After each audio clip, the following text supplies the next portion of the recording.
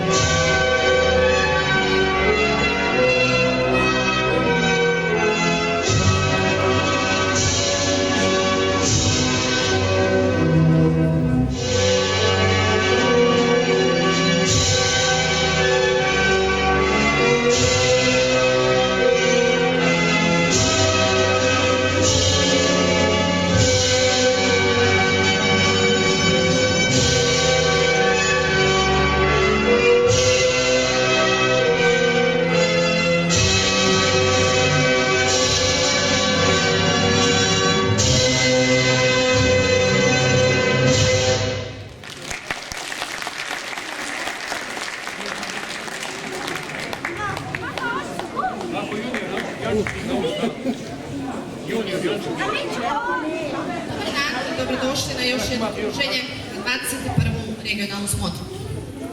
Drago nam je da danas možemo ugostiti vas, naše prijatelje iz Vislaveda, Ljublja, Vidernama i Jonša. U današnjem programu vidjet ćemo takmičare u sljedećim kategorijama: folklor, recitacija, recital, drama, sevdalinka, ritmički ples te hor. Naš program ćemo početi sa našim najmlađim folklorašima, grupa Mlađi junior.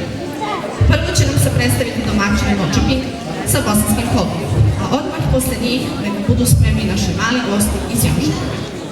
Domaćine je pripremio Faruk Sarajlić, a malene iz Jonšapinga Sumeja Perić i igraće igre iz okoline Sarajeva. Izvolite.